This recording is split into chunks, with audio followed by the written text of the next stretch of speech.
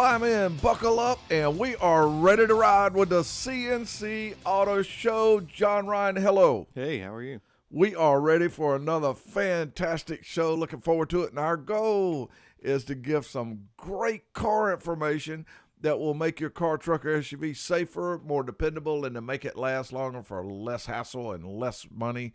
And we want to thank you to each and every one of you that tuned in or logged in. We're here to take your phone calls.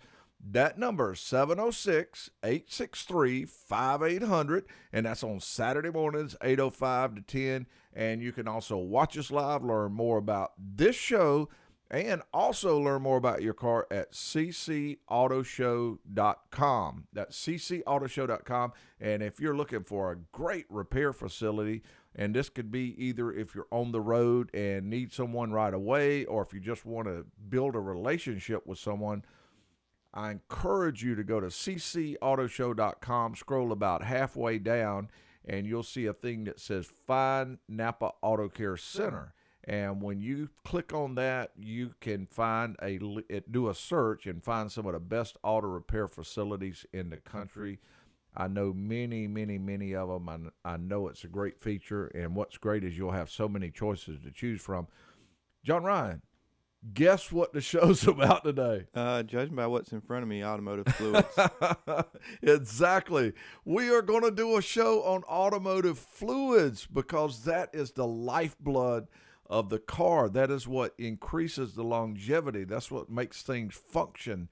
And they're very, very important. And fluids do wear out, so they have to be not only monitored and topped off when needed, but also replaced when needed because they get filled with contaminants and just they lose their ability to function and do different things like resist corrosion or lubricate. Yeah. Lubricate. That's right. So there's a lot of reasons why you should know a lot of things about your fluids. So we'll be doing that. We'll be covering some tech tip quizzes. But our number one thing out of everything else that we do on the show is Answer the phone calls. And where we're going. Straight to Andy. I think that's a great idea. Andy, welcome to the CNC Auto Show. What can we help you with?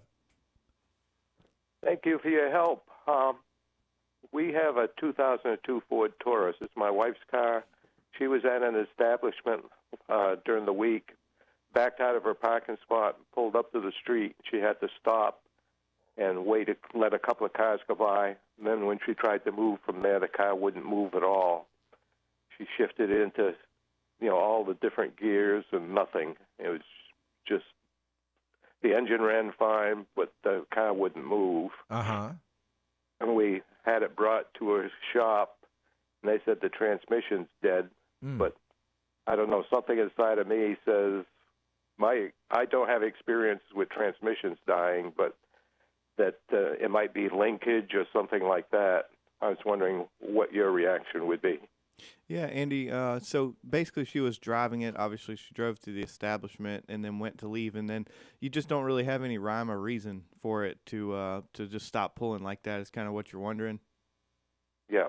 Yeah, that particular model transmission, they were notorious for just driving perfect and then one day just stopping. The front pump, the actual pump, the what drives the pump actually shears off. And of course, it's basically how the torque converter, takes the power from the engine and puts it into the transmission. They shear. We actually had a lot of vehicles back in the day that did that. And some people would put just a pump in it and a torque converter and fix that problem. But, years later, or sometimes even months later, they would have internal transmission problems. So unfortunately, kind of the best fix is a remanufactured transmission. Mm-hmm. Okay. I know that's not the news you were hoping for. $2,500 to do that. Is that a reasonable price? Say that one more time. I say I'm quoted $2,500 to do that. Is that a reasonable price? Yeah, I think that's a reasonable price. To be honest with you, it's actually a really good price. Yeah, we see those range from $2,500 to $3,500, and that in that range is sort of the lower end of what you would normally see to do that transmission. Now, of course, you do want to know exactly what you're getting for that price. You want to know whether this is a remanufactured transmission or someone rebuilding the transmission. You want to know the warranty on the transmission, and it wouldn't hurt just to do a few review checks to make sure that the place that you're getting it is known for standing good for any warranties that they may have. But yeah, that price is not bad. Andy, you may have them inspect the vehicle also at the same time. For instance, have them inspect the CV axles, because a lot of the components they have to physically remove anyways to do the transmission. And if it needed a CV axle, now would be the time to do it instead of, a few months down the road. And then, of course, they would have to charge you labor again. And that's a great idea. And adding to that just a little bit is that gives you an opportunity to know if any, other things might be coming up. Like are you due for any brake work, or you due for any tires and things like that, and that'll help you to make the decision on repairing the vehicle, knowing everything at one time. But those are great vehicles. They drive good, and they're known for lasting a long time. But just like John Ryan mentioned, that transmission is known to do just what it did. Yeah, it's an SES. My wife loves it, so Mm-hmm. Yeah, they're very nice. she doesn't want to let go of it. They drive beautiful, very nice, great jeans. All right. Well, I really appreciate your advice. Thank you very much. You have a blessed day. Andy, thank you for the call, and you have a blessed day also. And the number to call, 706-863-5800. And we need to do a tech tip quiz. I think that would be a very good idea. And the person who answers our tech tip quiz will receive a prize package, which among other items inside the prize package would be a hat or a coffee mug. And the coveted, I answered the tech tip quiz golf shirt. And here is the question. Miss Brown's roughly 75 years old. She's in great health. And she's a good driver and drives most every day to work and to the gym. And she thought that she was going to have to stop driving at night until she had 2 services performed on her 2007 Chrysler Town & Country. What 2 services were performed on the Town & Country that made her able to drive at night again? And if you know the answer to this, you can give us a call, and that number is 706-863-5800. 706-863-5800. And John Ryan, we are talking about fluids now. Yep. And we have them laid out in front of us. Those listening on the radio wouldn't be able to see this part, but we have all the fluids in mason jars in front of us. Mm-hmm. Which one do you want to start with? Well, just because of the time of the year, let's do engine coolant. I think that's a perfect one to start with. And actually, we have 2 of them up here that has to do with engine coolant. One is green, and one is more of a red tint color. That's more orange, but yeah. Orange, you're exactly right. And that is very, very common for that, to see 2 different colors. And actually, there's many other colors of coolant, but those are by far the more common. I would say runner-up for third would be blue, which is most Hondas. Yeah, that is true. Now, some of the more common things that we find with coolant that people come in with, they want it checked to make sure that they're not having a freezing condition, right, or they're protected for the weather that they'll be in. Mm-hmm. Of course, this time of year, I'm seeing up north, they're seeing temperatures very close to 0, and very soon will be below the 0 mark. And right now, we're seeing temperatures 29, much colder. 32. So you want to be protected against the against the cold. And there's going to be a lot more things that we're going to mention about coolant in just a few minutes, but it is time to take a real quick break, and we'll shift down into low and take this break. And when we return, we'll talk about these fluids a little bit more, and then we'll be going to Rodney, and we'll be going to Cliff, and all that and a lot more with the CNC Auto Show. Well, if I had money, I'd tell you what I'd do. I'd go downtown, buy a Mercury or 2. I'm crazy about a Mercury. Lord, I'm crazy about a Mercury. And we are back with you with the CNC Auto Show. John Ryan, we were talking about engine coolants. Yes. Just before the break, we mentioned that in front of us, we have the orange coolant. We have the green coolant. Right. Some of the things that they do is protect the engine against freezing by lowering the freezing point a great deal. I normally like to see somewhere around at least 30 below myself. Yeah. You have plenty protection. It's normally mixed 50-50 with water as you're adding it. You want it determine, you want to monitor that, make sure that there's, if you have to add some on a regular basis, you definitely have a leak, should have the system pressure tested. Some of the, I guess the main function of the engine coolant, though, is to get that heat out of the engine where the combustion is. You got temperatures of over 1,000 degrees or more, and you're getting that out of the engine and moving it up to the radiator, which cools it back down and goes back and absorbs more heat. Right. And so transfer of heat is one of its main job. But the job that a lot of people don't realize that coolant plays such a part in is corrosion resistance. Big and time. that is the main reason for replacing antifreeze after a period of time, is because it's just like if you were to spray PAM in a pan to keep things from sticking and keep rust from building up and keeping oil over the surface of something. This engine coolant that has these corrosion preventatives inside the coolant, it's keeping things like your water pump lubricated. It's keeping the water jackets throughout the engine inside the radiator, and it's keeping corrosion from building up inside those units, and it just makes everything last longer. So even if your coolant looks good, if it's scheduled to be replaced, I would strongly recommend doing that, and that will save money in the long run. Yep. You ready to go to calls? Yeah, let's go over to Rodney. Okay, let's go to Rodney. Hey, Rodney, welcome to the CNC Auto Show, and what can we help you with? Well, I was calling on the tech tip quiz. Oh, okay. Well, we're ready for you.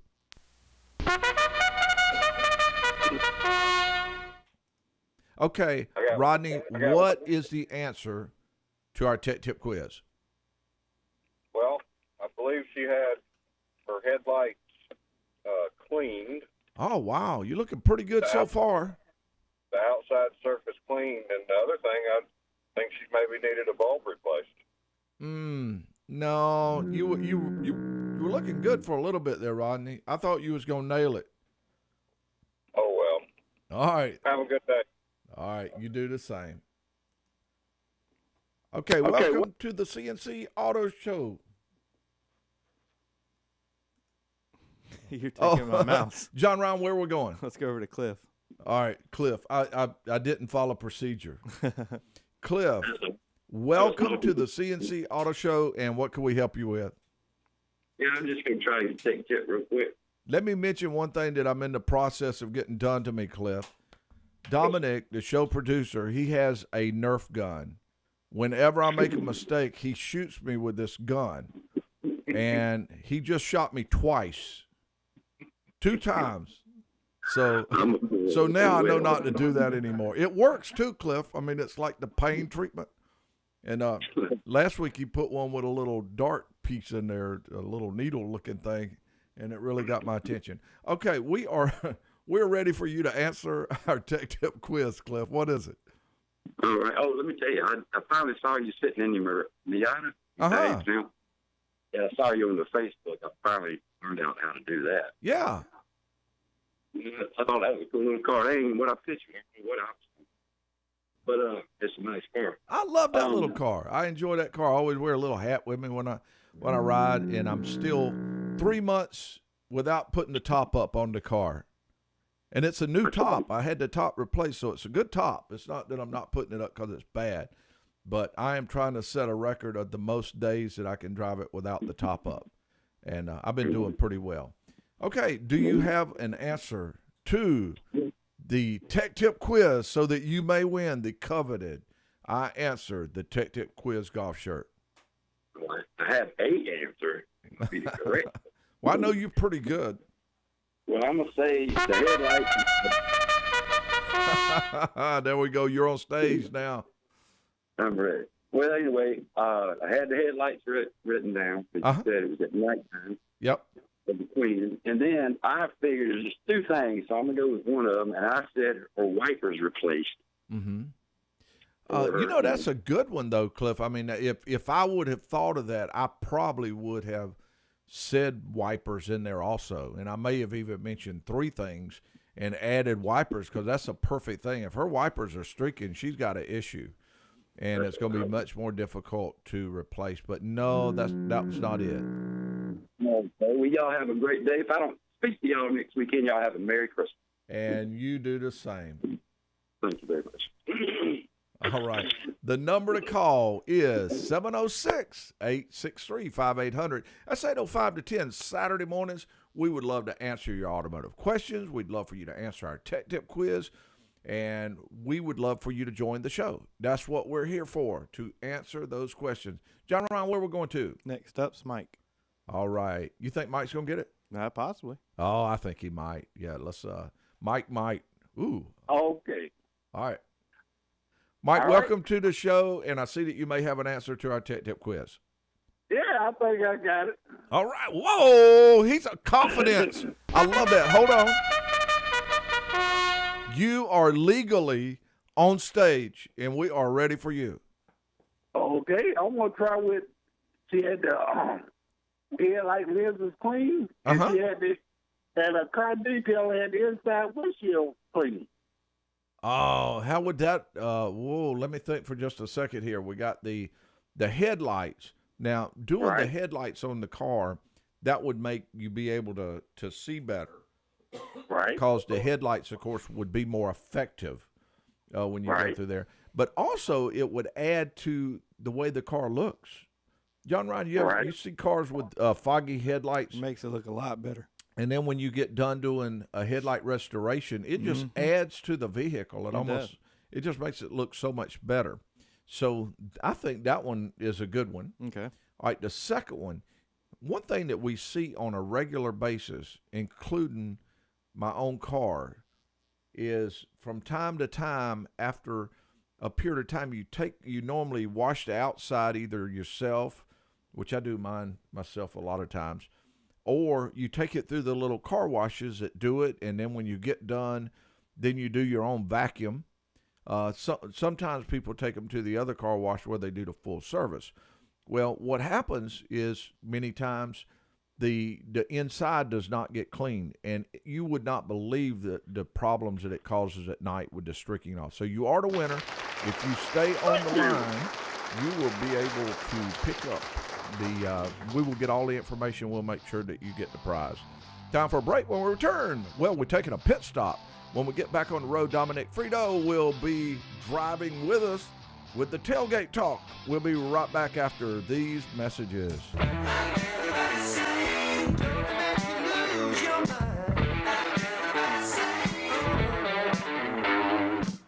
Woo! That was a good pit stop. Mm-hmm. Okay, let's. Dominic's going to drive a little bit. All right. He is going to carry us with the Tailgate Talk. Dominic Frito, what do we have as Tailgate Talk today? Well, can I help you? There we go. That's not Dominic. one of the things that I love about this segment is that I always find some of the craziest news stories about cars, and there's always new ones that come up every week. No, Pinky.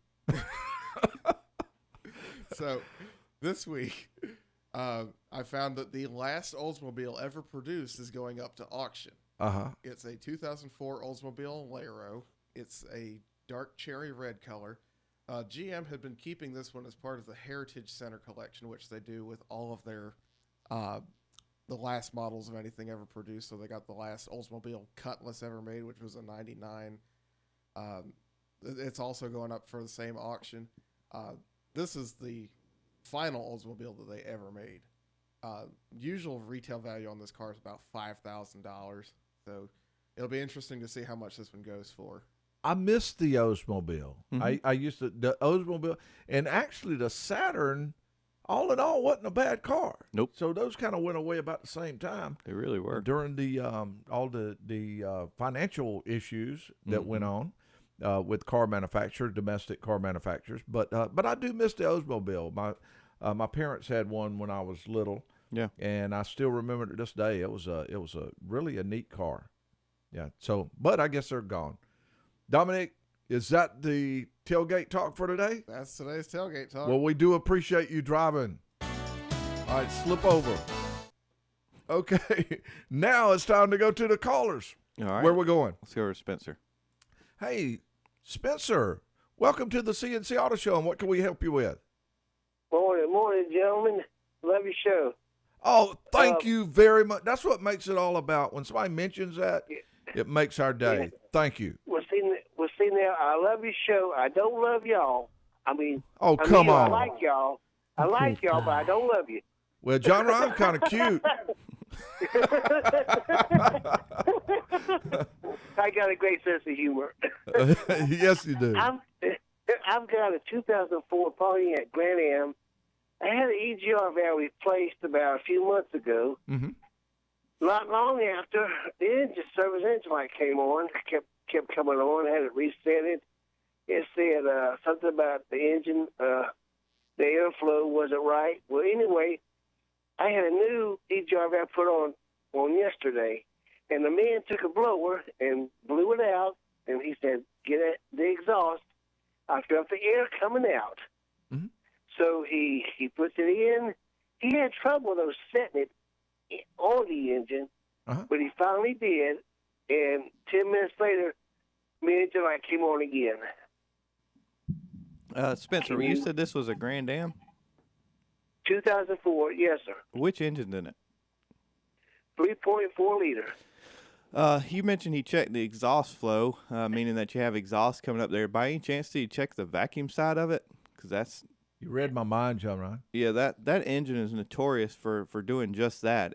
The vacuum side of it, there's a tunnel or a port through the intake manifold, and it gums up with carbon solid as a rock. And unfortunately, normally we'd recommend BG Carbon Clean to help with that, which it will in the end. And that's even after you've cleaned it out. Right. You recommend a BG Carbon Clean. But the thing is, it's already past that point, so it could have been prevented. It had done series of carbon cleans, but unfortunately, as carbon builds up in that passage, it gets restricted, and then even more to the point to where it finally seals completely off.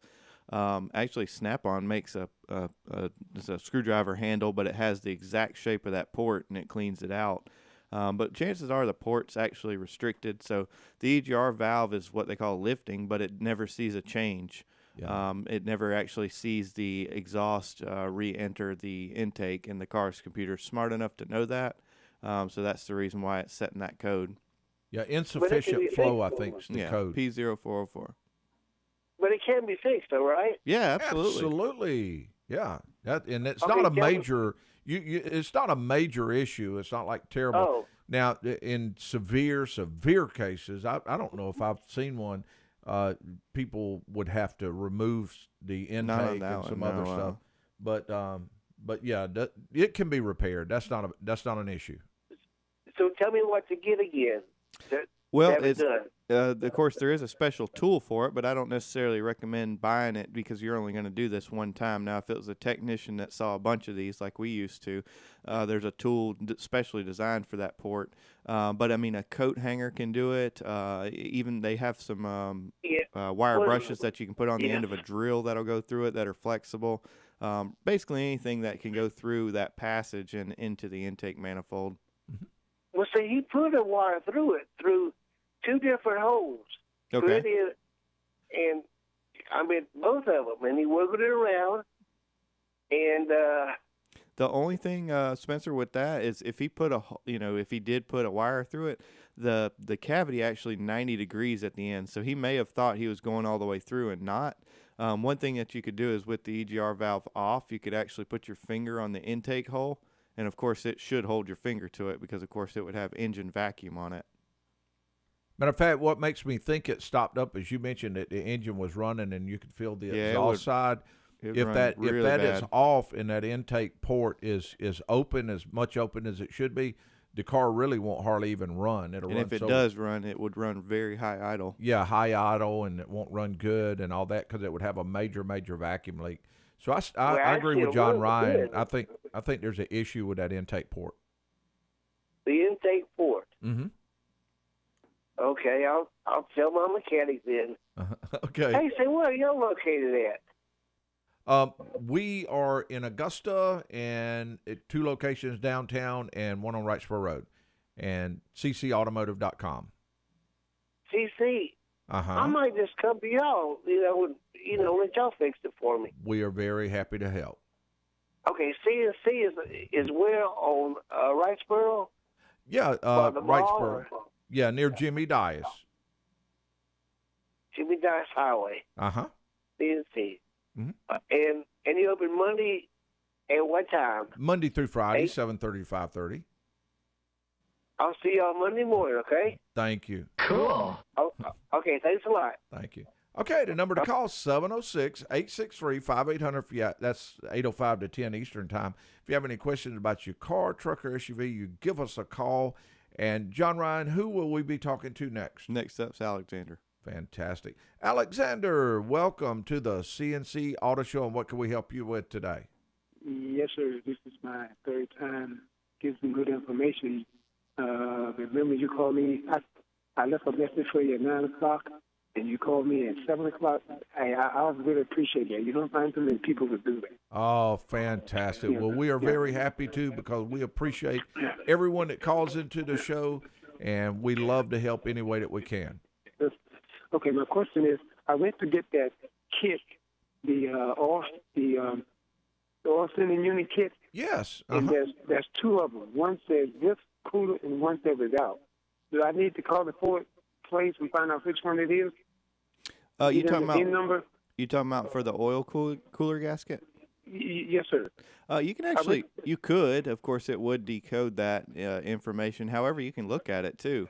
If it just has, of course, the oil filter attached to it and no coolant going through it, then you do not have the heavy-duty cooling system. If you look at the oil sending, or sorry, not sending unit, the oil filter adapter, yeah, and it has two coolant hoses going to it, you have the heavy-duty. That would, of course, be with coolant.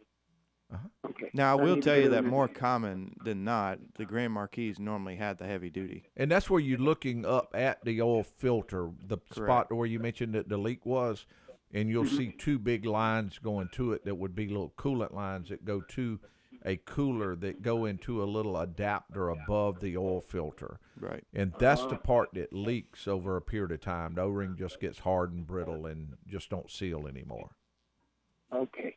I'll look for that because I was concerned because the guy told me it was one liquid oil cooler run me down. Yeah. Now, one thing I'll mention, John Ryan just now mentioned it briefly, but I'll kind of touch on it one more time again. When you're looking for parts, if you're having your car repaired, it's not a bad idea to have a little card with your VIN number wrote on it and just keep it in your wallet. That way, if you're ever going to get a radiator hose or you're going to get something, you can just lay that little VIN number down on the table and say, I need a upper hose for this car. Well, another thing that a lot of people, well, hopefully everybody has, is their insurance card. You can carry it inside Insurance card. Or you might just snap a picture of your VIN number and just have it in your phone, and then that way when you go somewhere, you'll have it. And that's not a bad idea at all because every time you get inside, then you have to, if you do need the VIN, you have to walk back out, write it down, and carry it back in. Then you lose your place in line. Oh, okay. I certainly appreciate it. That's all the tricks, right, John Ryan? That sounds like Have you ever did that? You thought you wrote up everything on a car, and then you get in and you get all relaxed and start writing everything down, and then all of a sudden find out you forgot the manufacturer date or something. I walked down to a truck this week at least 6 times. I forgot every single step. I've done that a lot of times before. Okay, it's time to hit the brakes. I'll be back. Ooh. And when we return, I'll mention an overlooked fluid that if it gets low, it can cause you some expensive damage. That and a whole lot more with the CNC Auto Show. And we'll be talking to Sam also as soon as we return. I've been driving all night, my hands wet on the wheel. There's a voice in my head that drives my heel.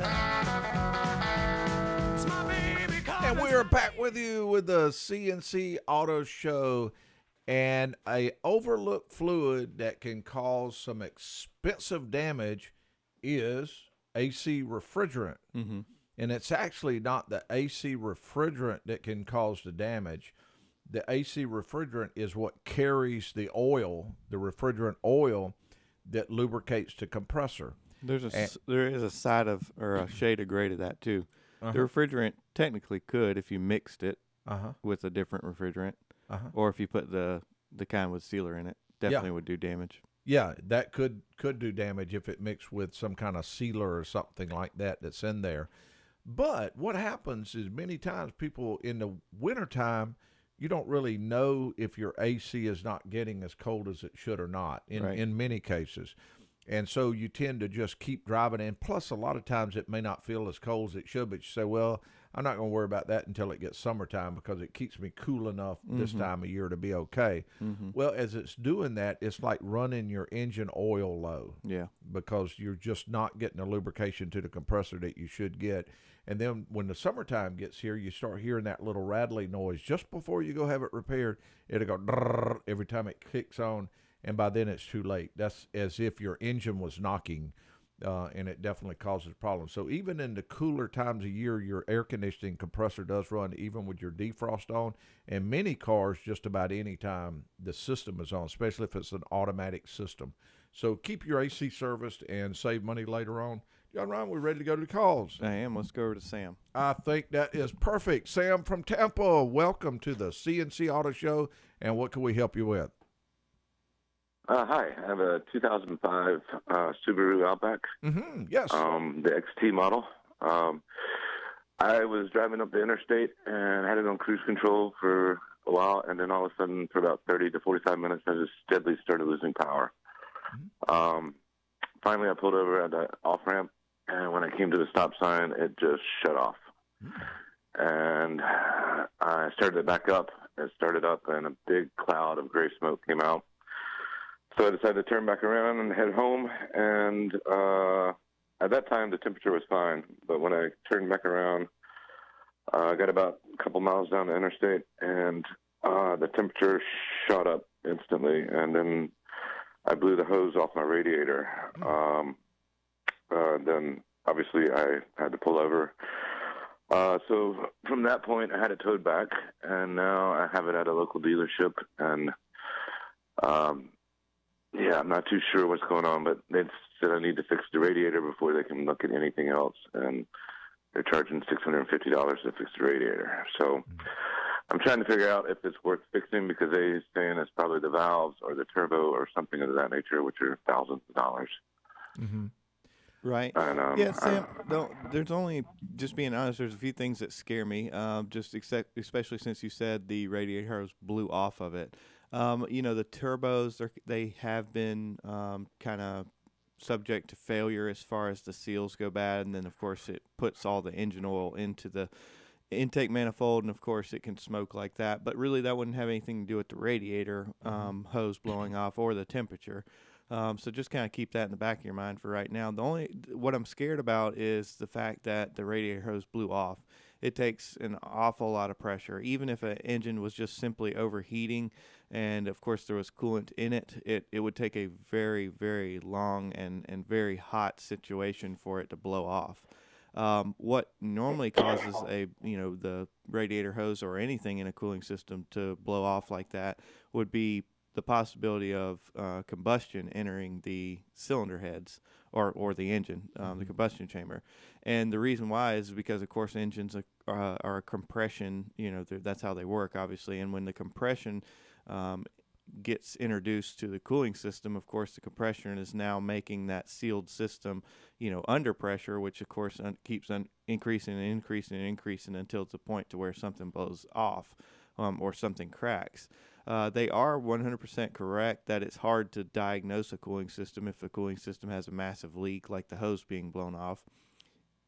But at the same time, like you're doing, you don't want to put all that money into the vehicle, fixing the radiator, and then only to find out it has blown head gaskets and it needs turbo issues or turbo issues. Right.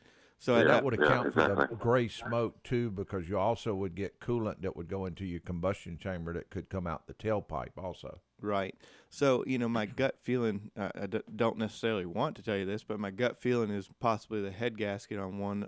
I mean, it's rare for both the banks. One of the banks has failed, and of course now you've got coolant in the combustion chamber. Like Aaron said, you got the smoke there, and then that would increase the pressure in the cooling system.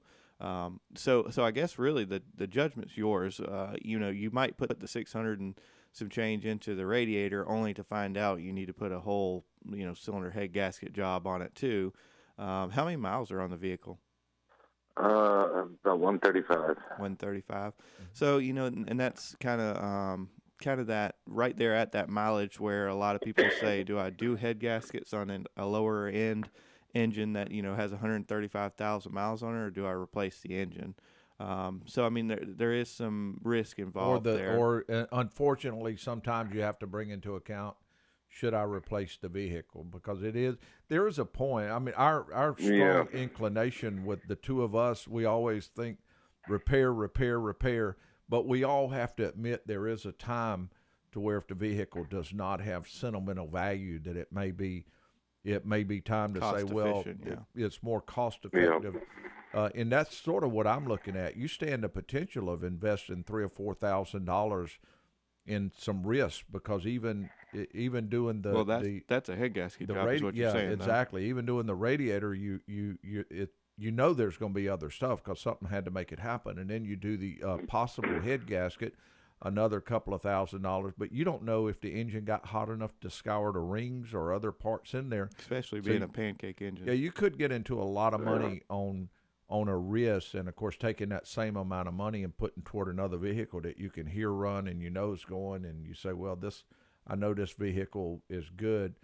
Sometimes that can be a good option. Now, there are exceptions to that. If someone's took great care of a vehicle, they just put new tires, and the car's real. They've just and it's their toy. It's something that they just love, and we have customers that just love their car, and they will do whatever it takes to do it. So, I would weigh out all those options, sit in a nice quiet room, and make a decision. But Sam, you are in a very tricky spot because, like I said, as far as a technician, they really can't give you that concrete answer unless it's repaired. So that's where you kind of have to make the decision to know whether or not the head gaskets are blown. I do have to put a radiator in it, which is kind of a lot to swallow, the $600, and then find out it. That's an engine. sort of where I'm at. Yeah. But I hate to, just being honest with you, the scenario that you've given, I do worry that the head gasket's does blown. not sound good. Yeah, that's sort of where I'm at too. I'm a little concerned it's probably worse. Well, Sam, if you have any more questions, just give us a call at the shop. We're actually all out of time. Okay. Thank you, sir. Sam, thank you very much for calling. Great question and a chance to work through that. Wish we had a better answer for you. I hope that was helpful, though. Okay, ready to go caller? Yeah, we got like less than a minute, but let's do it. Let's go to Jerry. Hey, Jerry, welcome to the CNC Auto Show. We've got about a minute. What can we help you with?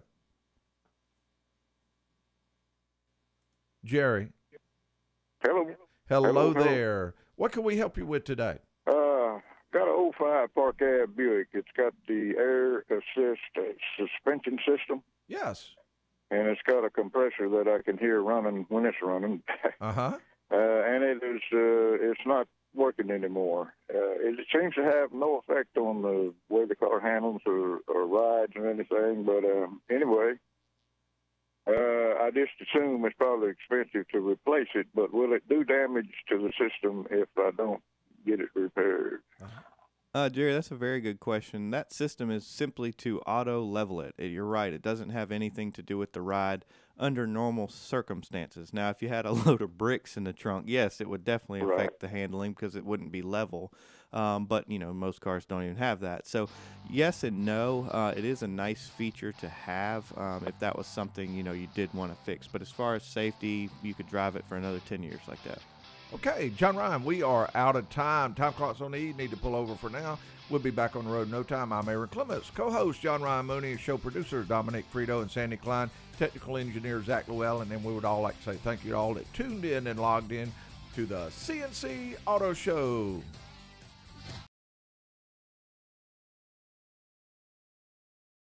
And we are back on the road with the CNC Auto Show, and I'm Aaron Clements. I'm John Ryan.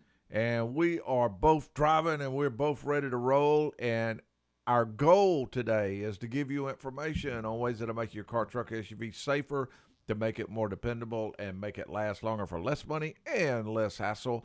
And we want to say thank you to each and every one of you that tuned in or logged in here.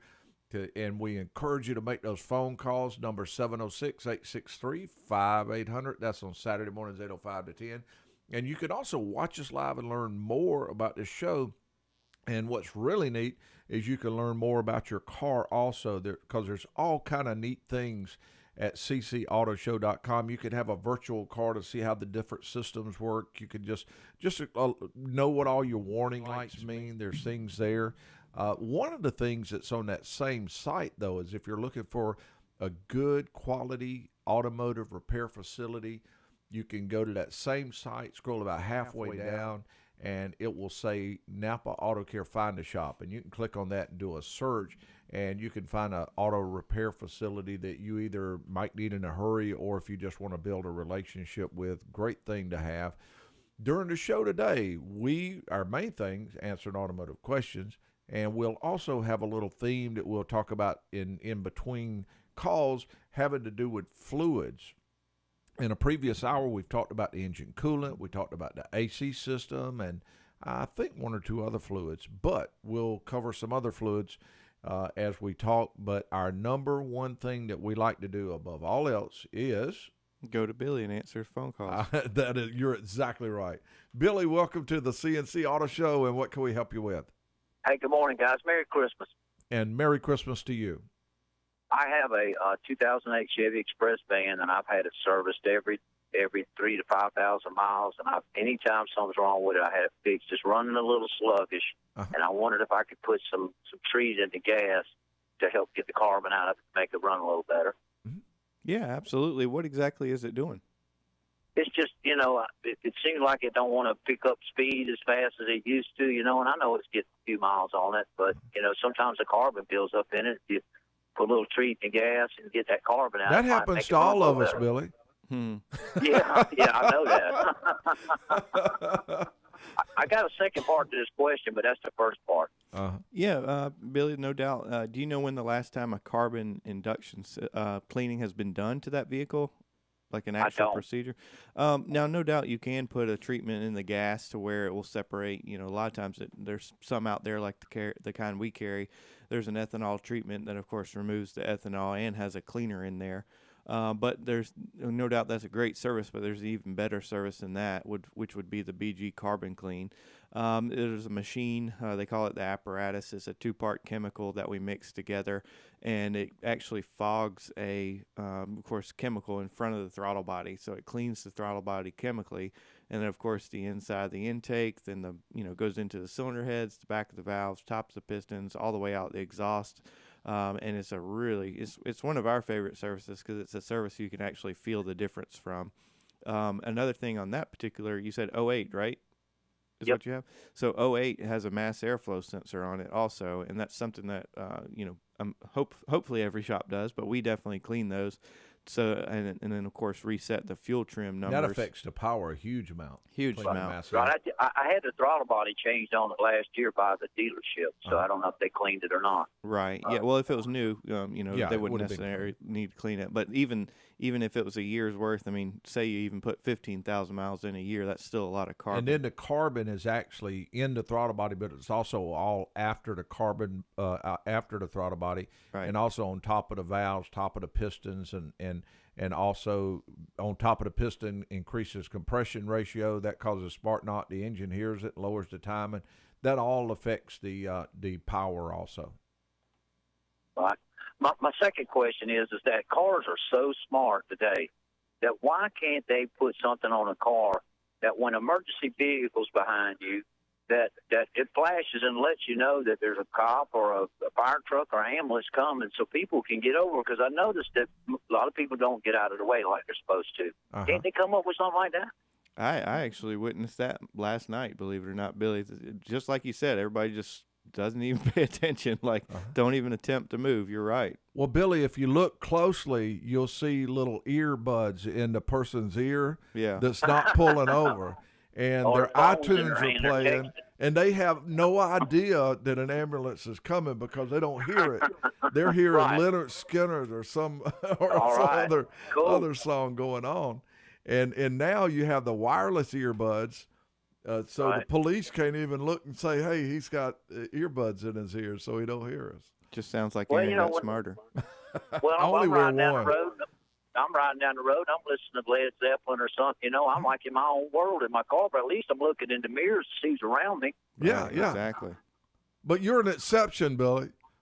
Okay. Well, God bless you guys. Y'all have a very Christmas and a half. You too. Thank you, Billy. You too. And really, that's not a bad idea. He's talking about different things that will help, and what that's going into is moving into C2C, car to car, Yeah. and that would be an emergency vehicle talking to the car. You could make a new law up for us. Yeah. So my fellow Americans, ask not what your country can do for you. Oh, Okay. that's pretty good. I've heard that before. Okay, where are we going? All right, let's go over to Ron. Hey, Ron, welcome to the CNC Auto Show, and what can we help you with? Hey guys, you're talking about that car-to-car talking. Yeah. With this new net neutrality. You might get the message the next day. Yeah, that's true. Well, that's true. Yeah, we got to it get slows faster down. internet speeds. Or if the system goes down, what happens? But that will be some that's neat it. stuff. For instance, if there's an intersection and there's one car that's C2C that's coming into the intersection, and the computer does not see that it's braking, and the other car has the green light, it will do the braking for the car instead of the person having to see that this first person may run it getting ready to run a red light. Instead, the computer will see it before the person ever even knows it and brake for him. In other words, preventing accidents without any driver intervention. Well, that's where this country's going. We're becoming man-childs, and we're so infatuated with. I can understand children being fascinated with Star Wars, but when you see adults waiting in line with costumes on, we've gotten to a point in our civilization where we reverted back to childhood, and we need these components on cars because we can no longer act as an adult and be responsible for your actions. Yeah. You can add all the equipment you want to on a vehicle, Aaron, but unless you got the maturity to handle it, you're not solving anything. Yeah, that control module that sits in front of the headrest is pretty important. That's right. The one on the driver's side. That's right. Guys, look, I bought a trailer years ago, and I've put different tires on it, and it's been my fault. I've just mostly used it on a farm use, but I need it now to get on the highway, and the tires that are on it, I need to get replaced. It's a single-axle utility trailer. I think it's an 8x15 trailer, and it's not a great load on it. What load range or what ply tire should I get for that for my trailer? Well, Ron, that's a 3,500-pound axle, so I would do a load C, and normally a 6-ply tire. That's right. 6-ply. Yeah, that's what. Okay. That's what typically your single axle, tag-along campers have. Well, that's what I had wanted, because I'd seen the in tires. My God, like batteries, they have gone up. Yeah. Hey, high. Ron, we're about to go to a break. Can we put you on hold and talk about that?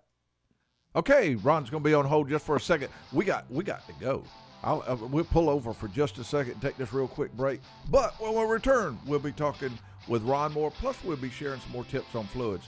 That and a lot more with the CNC Auto Show as soon as we come back.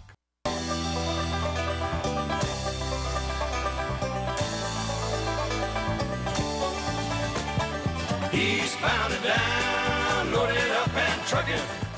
Welcome back to the CNC Auto Show. And we were talking to Ron about some tires. And John Ryan, you were recommending the load rating that he should have on those tires. Yeah, Ron, you're back with us. Yes, sir. We were just going to go over the tires real quick just so to make it clear. C's would probably be what I would recommend, just being a single axle trailer. If you had to guess, what kind of weight do you think you'll be towing? Oh, Lord. I wouldn't think much over maybe 1,000 pounds. Yeah, so C's, I just didn't want to, I wanted to make sure you weren't going to say I was going to haul an excavator on it or something like that. But yeah, C's would be fine. That's typically a 6-ply tire. You could go up in a D. The trouble is that normally the size kind of limits you. C's are normally like a 235, 75, 15, which is probably what's on it. So I would stick with a C-rated tire. And what size would that be? A C? You're saying 235? Yeah, that's the most common. 235, 75, 15. Yep, that's what I know. It's 15s on it, but I didn't know if it was 235s or not. Yeah, that's the most common trailer size. Yeah, that's what I figured. Look, guys, one more question. I'm planning on doing a redo on my brakes on my truck. What's considered an antique vehicle? Oh gosh, I don't even know. What would you say, You Aaron? know, I would now. This is just my guess part. I would say like 40 years would be what 40? I would Okay. consider it. Well, no, I think what year wasn't it? Like 20 years? I think isn't I it think it's Georgia? like 20, I think 25. it's like 20 or 25, and then you don't have to have a title, and you can get an antique Yeah, tag. but you got to decide when the government decides it's antique and when we decide it's Oh, antique. well, That's right. Everybody's got That's different right. opinions, and I think it depends on the car. For instance, if you've got a 1970 Oldsmobile Omega, a Vega or whatever year models, those were in the 70s, or a 70-something Vega, then I don't know that I would consider that a antique. But if you've got a 70 model Chevelle or something like that was a muscle car, Yeah. then I would. Yeah. So I think there's a Yeah, lot you're of talking- gray yeah. area when Yeah, you're you're making talking classics. exactly, yeah. And Yeah, I guess there's a and- lot of gray area between a classic and an antique car, and what one person would consider one and what another person would. Well, I think it was like John Ryan said, it was with the government. I think it's 25 years. 20 or 25. And my truck, my truck is considered an antique, and I was going to do the brakes on it. Would you, and I don't think the brake system has ever been flushed, would you recommend flushing the brake fluid? Yeah, Ron, if it's something that's never been done, you plan on keeping that truck, especially if it's one you don't use necessarily every day. Of course, that fluid's pulling in moisture, and it has for however old it is now. Yeah. So it'd be a very good money well spent. Yeah, brake fluid is hygroscopic and it absorbs moisture, and that's the biggest problem whether with it has a cap on it or not. Yeah, if you could set brake fluid out with a cap off of it, and it would be do it contaminated faster, and not usable. So yeah, definitely, I would recommend that. Guys, I sure appreciate your show. I listen to it every week when I can. Y'all make us safe and happy holidays. You too, Ron, people like thanks. you is what makes it fun, and thank you. Thank you, sir. All right, the number to call, 706-863-5800, 805 to 10 Eastern. John Ryan, where are we going? We're going over to Jonathan. Hello, Jonathan from Grayson, Georgia, and welcome to the show, and what can we help you with? Hey, buddy. I was looking at getting a new vehicle. I had a 2014 Jeep Cherokee four-wheel drive, and they had the 9-speed transmissions in there. And for whatever reason, the transmission slipped a lot. And I noticed that talking to other people who had the same model and everything, that they were experiencing the transmission slipping. And the Jeep people would replace it, and some people would have it back again with less than 500 miles. And some were having to change it out at 30,000 miles and constantly change it out. So my question is do you think that that's a problem that they fixed on these newer models? Because I know if I call them, they try and act like that never happened. Yeah. Well, I will, Jonathan, I'll touch on that first because this is really kind of neat. A very good friend of mine, Philip Hawkins Motor Company. Matter of fact, he helps with this show a great deal. Last night, I was talking to him, and he was sitting in a Dodge truck, and he was just ecstatic at the way that his Dodge truck was driving, and it had the 9-speed transmission. Right. Really loved it. Now, according to him, he said that it is all that stuff is taken care of, and it's doing fantastic. And if anybody knows cars and how they drive, I would say Philip has driven probably one of just about any vehicle you could name, and he said they really feel good. Yeah. And then too, Jonathan, when that transmission first came out, of course, just like anything that's new, it's going to have bugs in it. No doubt you're 100% correct. A lot of them when they first came out. Now, we didn't necessarily see them, but of course we get all the bulletins and the reflash information, from the dealer. So we saw a lot of things like that come through. The kind of neat thing about that transmission was it wasn't, if there was a problem that went on with it, it wasn't necessarily a catastrophic. A lot of times what would happen was the transmission would slip and people would just kind of drive it anyways, and they would still continue and did actually more damage to it. A lot of those issues were addressed with computer software. That's what I was going to mention also. And of course, if somebody doesn't get in there and correct that software and somebody keeps driving it to the point to where it keeps slipping, it's only doing more and more damage. So, not that it was completely out of their hands. Of course, it was their issue, but they did correct it with a lot of different software updates. So, the new ones, obviously that software is already in there, so the transmissions have come a long way. They do shift a lot better. I mean, they're almost flawless as far as the way they shift. So we've seen the transmissions that slip like what you're describing, and then we work on a lot of body shop cars, so we do see a lot of the new ones with 10 and 1,000 miles on it. So we get the, I guess, leisure to drive them, and I like the way they shift. Mm-hmm. I think it's really, really neat. I've just driven them short distances so far, but the feedback I'm getting is the answer would be problem been resolved and doing well. Okay. All right. Hey, one other question. On these cars that sit here and say they can go 6,000 miles with an oil change, what's your opinion? I'm an old school guy. I always like to change it out at every 3,000 miles. But yeah, Jonathan, that's a great question. Would you mind holding through the break so we can answer that for you? Yeah, buddy. Thanks, man. That is a really good question. Okay, the time to take a real quick break. When we return, we'll be going back to Jonathan, and shortly after that, we'll also have our Tailgate Talk with Dominic Frito. That more with the CNC Auto Show as soon as we return.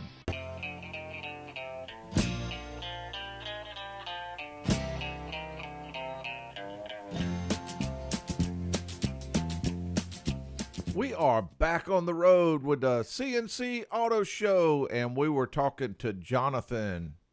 Jonathan, welcome back to the show. Hey, buddy. And what can we help you with? So I was wondering about these cars that say that they can do, 6,500 miles without an oil change. I'm an old-fashioned guy where I change it at 3,000 miles, but do you think that these cars can really go that far of 6,000 plus miles? Well, Jonathan, 6,000, I think that this is of course my opinion, is debatable, but the ones I worry about are 10,000. Yeah. 6,000, I mean, the oil's made better, the car engines are made better, the tolerances are tighter. 6,500's not horrible. I mean, I'm not going to do that. But the 10,000 mile one to me is out of range. Jonathan, I'll mention the thing that I do. Now, this is personal. This is not something that applies to all cars, because, of course, you have cars that's all over the spectrum. There's certain model BMWs that go a huge amount more, and European cars in general, and even domestic cars and Asian cars now that can vary greatly for this. But as a general rule, what I normally mention, if a car's over about 2010, I am absolutely fine with 5,000 miles on average driving now. And you can take that same vehicle and it be a vehicle that's under what they determine or what they say is ideal circumstances, like driving on the interstate for 3 hours a day or 2 hours a day. In other words, no extreme heat, no extreme cold, no traffic type situations. And I wouldn't feel bad even going 7,500 or 8,000 on those. But the average vehicle above 2010, I normally say 5,000 miles, absolutely fine. Before that, I normally say that I recommend 3 months, 3,000 miles on those, because you do have more blow-by gases, and there's and no doubt by then the engine's got more wear, so you're gonna have some. But later model cars are just built; they're a lot more efficient, and you got less blow-by gases. 5,000, absolutely fine on the average vehicle. What is it? I will mention this real quick though. What is important? If that car does call for full synthetic, do that. If it calls for a special type oil like VWs and ones like that, use the type oil that is recommended. The only thing I would add to that is whatever you choose to do, just stick with it. Don't fluctuate. Don't do a 6,500 and then a 10 and then a 3,000.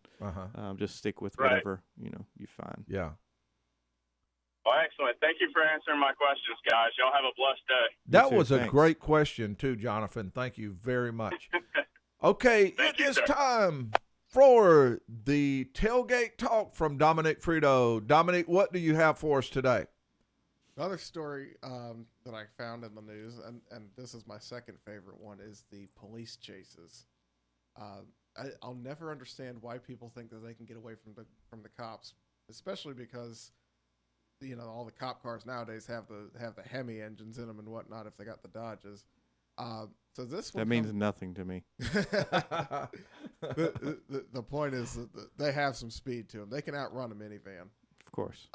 So this particular story comes out of Milwaukee, Wisconsin. It is actually a minivan trying to run from the cops. The driver of the minivan was about 20 years old or so. He said that he ran from the cops because he was on probation already and he had been smoking marijuana. So he's running from the cops in a minivan, which you're not going to get away anyway.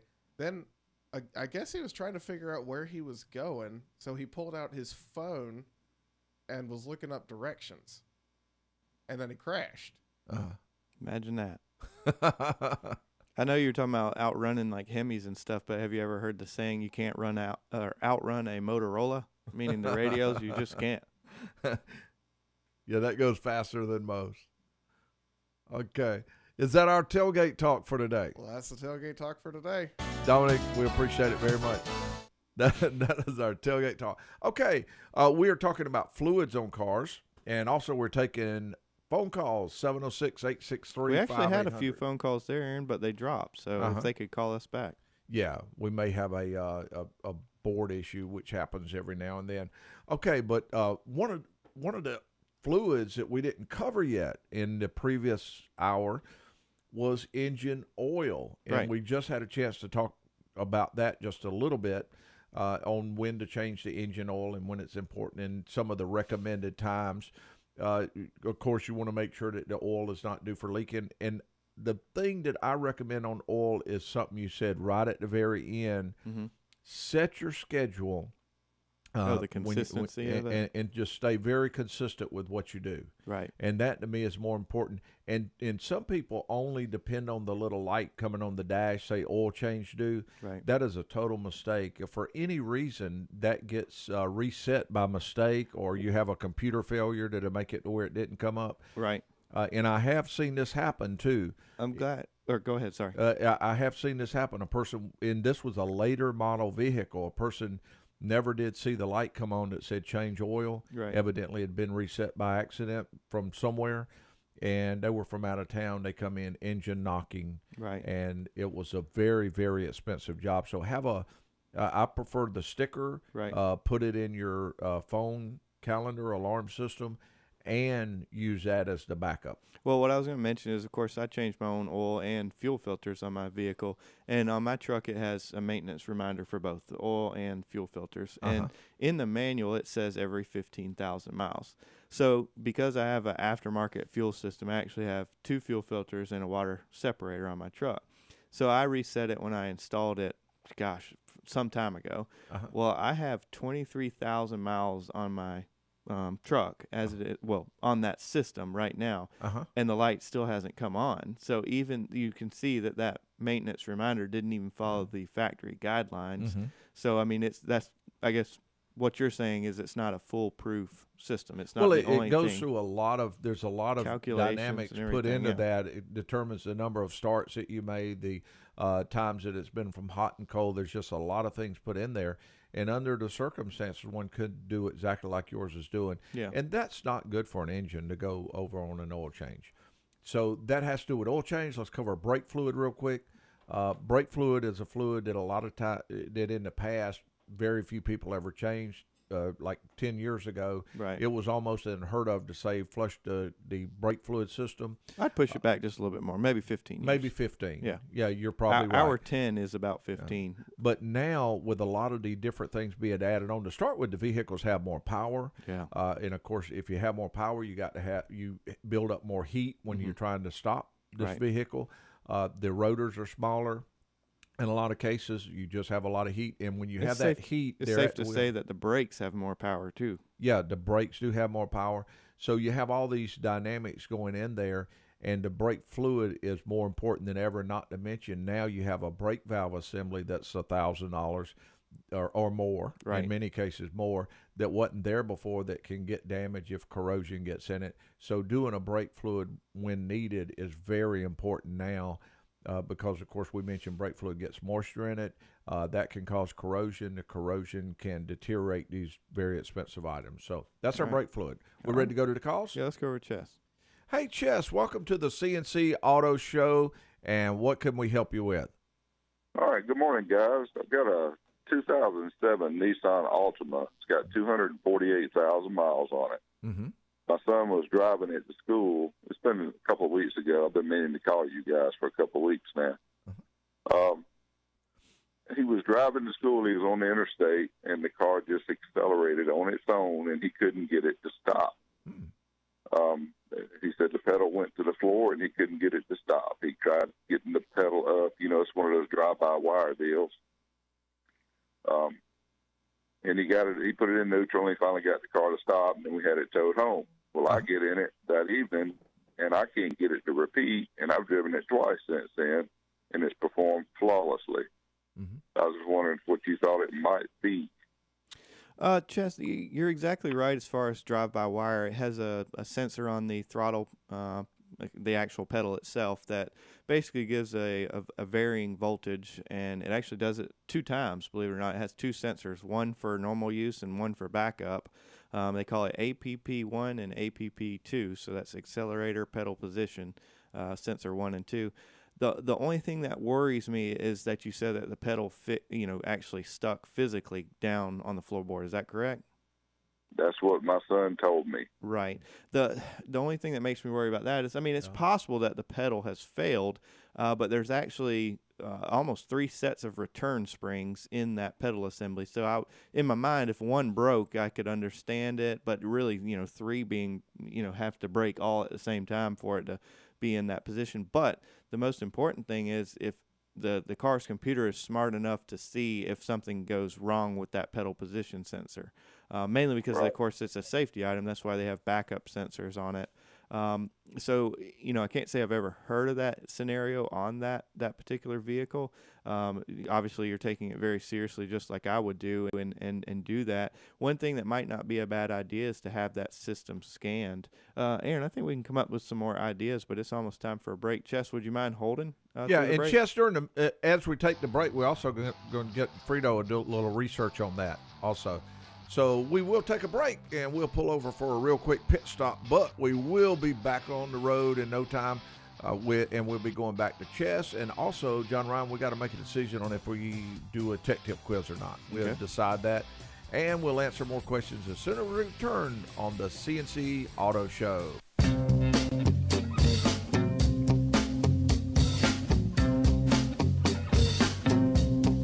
Mustang Sally.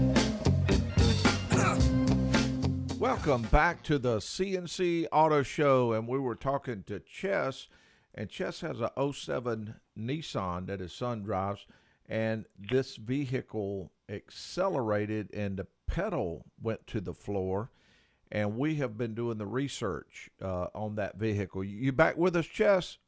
Yes, sir. Okay, we in looking at this, what makes it a little hard to put into place is that normally, let's say that if the computer was to receive a signal to accelerate, then the throttle body would turn, but that would not make the gas pedal go down. Yeah, there's nothing physically in that pedal assembly that is powered or any movement for it. Now, I will mention something that is legitimate that went on as far as things that happened years ago with some of the Toyota instances that they were saying having to do with floor mats. I've never seen it on a Toyota, but I have seen this happen on cars. As a matter of fact, it did happen to me one time. I caught it kind of quickly, but the floor mat can hang up underneath the pedal, and it can cause that it'll feel just like the accelerator is just pushed down and moving. So I would look very, very close at the floor mats on that vehicle. And many cars now, on the driver's side, they have little things that keep the floor mat from sliding forward. The little anchors. So that's the number one thing. Second thing, if you don't see anything in that department and you are pretty concerned, I would consider taking this to a dealer. Normally, I say independents can do everything that any of the dealers, if they have the equipment and the knowledge, and many independents do, to check any problems there. But I would recommend, if you are real concerned, letting the dealer do a diagnostic test on there so you can have everything documented. Because if it did it one time, you can always say, well, this is going to be a problem. But if it ever does it twice, you're going to lose your total confidence in that car. And more than my wife won't even let him drive the car right now, so it's been sitting in the yard. I've driven it 3 times, and I can't get it to repeat what it did. Yeah. Do me a favor and look closely at that floor mat, though, because I have definitely seen that before, and it can do it. When he was telling me about it, he said that's the first thing he looked at was the floor mat. He pulled the floor mat to make sure and said it still went. So that's what confused me too. I was thinking it might be a floor mat issue. But the computer does not move the pedal itself. So that's what's really confusing, is how the pedal physically moved. So I would understand if it was a cable operated one, something in the throttle body hung or the linkage and held the pedal down. Right, but exactly. In electronic, that's difficult. But I'm not going to say it's impossible, though. No, it's not. Because there are things that can happen in the computer system that can be very unusual. But also, I mean, I think one of the most important things, to take with this is how to stop the vehicle if it happens again. Of course, that would be just to put it in neutral. I mean, it might rev 5,000-6,000 RPMs, but that's a lot better than hitting something. And of course, if you were in a situation where it was on the highway, put it in neutral and just shut it off. It's going to coast for a mile, before it slows down anyway. So.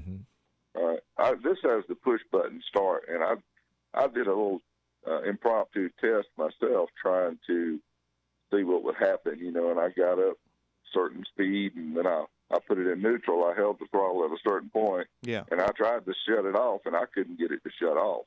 Did you hold the actual push button? I did. And it wouldn't shut off? That's odd. Yeah, normally if you hold them, they still should shut off.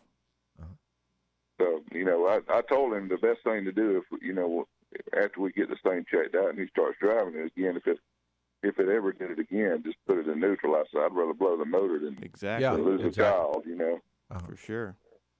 Yeah. Keep us informed on that and let us know if you what your decision is on that vehicle, because it is very interesting. Yeah, or if you're in this area, you can give us a call at the shop if you have any more questions on it. Yeah. Okay. All right. Cool. Jess, thank you. Thanks a lot. Number to call, 706-863-5800. If you have a question about your car, truck, or SUV, that's 805-10, and that's Saturday mornings. And where we're going, John Ryan? Going over to James. Hey, James, welcome to the CNC Auto Show, and what can we help you with? Morning, fellas, and Merry Christmas. You too. Merry Christmas to you.